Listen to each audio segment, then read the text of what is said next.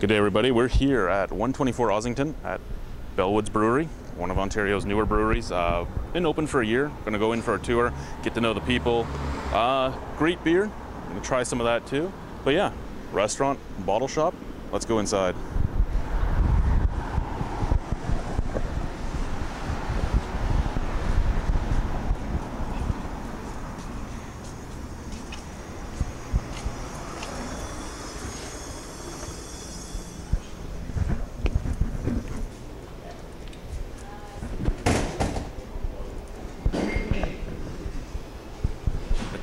Welcome. Thank you.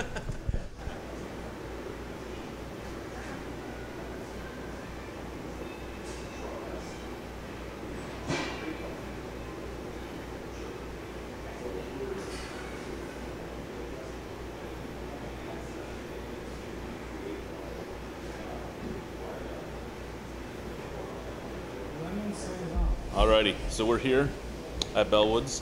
Get to know the men behind it. How did you get into the industry?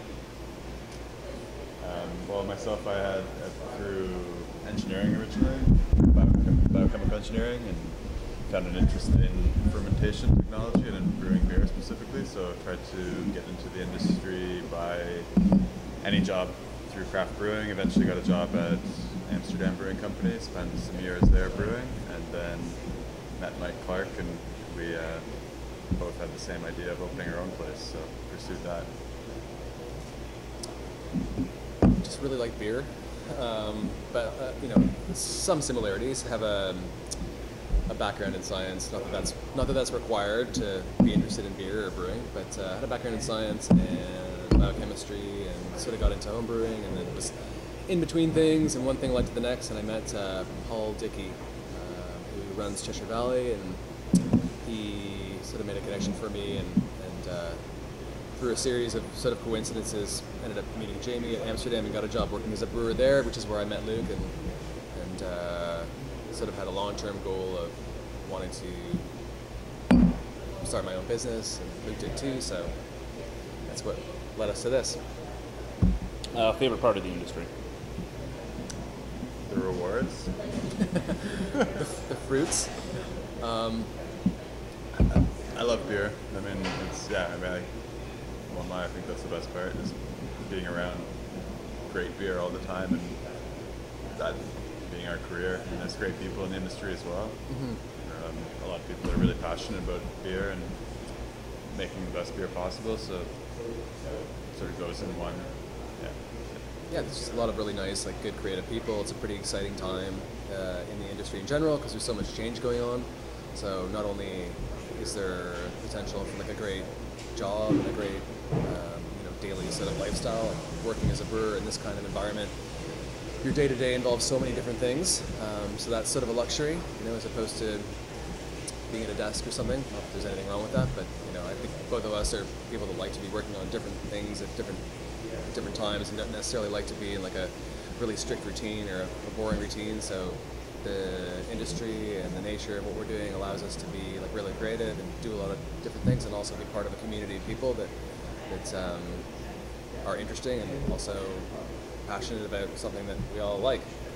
Yeah. On top of that, being in like a brew pub, like having a restaurant, we both enjoy good quality food, and so to be around in the restaurant industry now, and be around great food, and be around great chefs all the time, it's like inspiring. Least favorite part of the industry? Least favorite part? Unloading pallets of bottles by hand. No, I mean, not really. I'm actually kidding. That's not the worst part. I don't know. Least favorite part? Probably just dealing with all the bureaucracy, the licensing, and all those sort of headaches that you unfortunately just have to deal with in order to have the luxury of doing what we're doing. So the paperwork's annoying, but that just comes with the territory. Yeah. Favorite style of beer? Impossible. Yeah. I don't know. Depends on what you're, are we eating, what time of day? Like, my favorite breakfast beer is an Imperial Stout. Depends on my mood, what I'm eating, what I'm doing later in the day. Totally. I like pretty much every type of beer. There's a lot of beers I don't like, but there's almost every style I'm pretty much like. Yeah. I would echo all of what he just said. Least favorite style? Least North favorite American style. blonde lager. Least favorite style. I've never had a North American blonde lager that I like. Personally, I'd rather have water. I had a can of Bud 2 months ago. Slam that. You know, it was clean at least, so it was Yeah. like, it wasn't, there weren't any. It had a cold tasting note. It had a cold tasting note, and it was like clean. So I mean, it is what it is. But yeah, I mean, I would probably say like the ubiquitous North American blonde pseudo lager probably be my least favorite. Alrighty, hophead or malt maniac? Again, it depends on the style. I'd as say well, more of right? a hophead, but Yeah. I love quads as well, and that's definitely not, it's more of a yeast character than malt character. But brown ales, I don't know, our brown ale's pretty hoppy. Yeah, I it don't depends know. on the style. Yeah. Totally. We do many beers with low IBUs and no hop aroma. So But even with like the hoppier beers, like anything that's out of balance is Yeah. never going to be good, yeah, right? it's all about balance. It's almost an impossible question to. Well, I would say neither, because anything that's out of balance is just not okay, right? So Okay, you have 3 beers for the rest of your life. One from here, one from another craft brewery, and one from a big guy. What would they be? Okay. okay, Let's start with here. yeah, I don't even know what I would pick.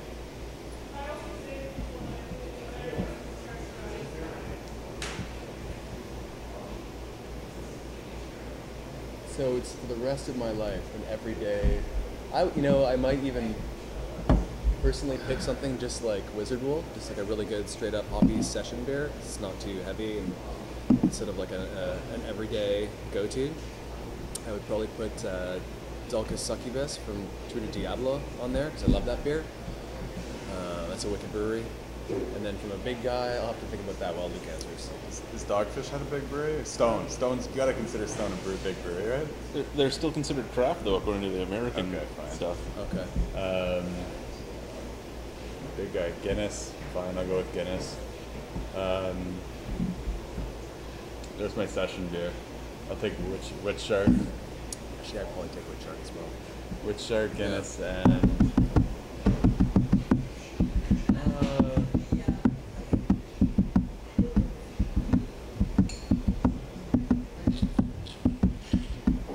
Rodenbach Grand Cru. Trappers Breweries count? Sure. That's a craft brewery.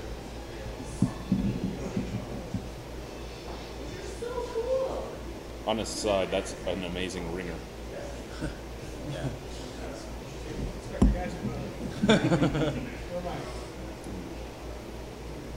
Strangest ingredient you've ever brewed with?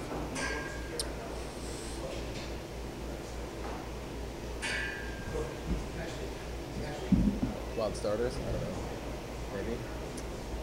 Yeah, we do. I mean, we'll put any bugs in. I mean, as far as yeast go, we played with many different types of bugs.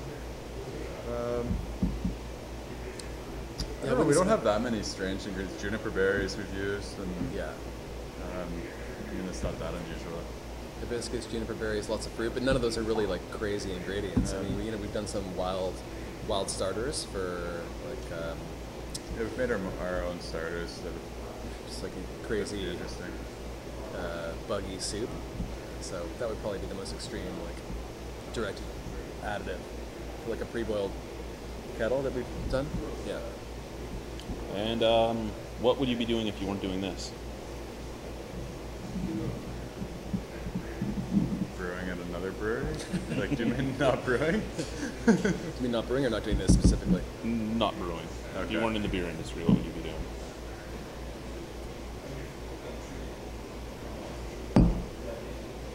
I don't know. Cheese making. I don't know. Maybe something in audio. Like mixing or production or something like that in audio. I used to do a lot of that. It's for me not as fun as this, but potentially something like that.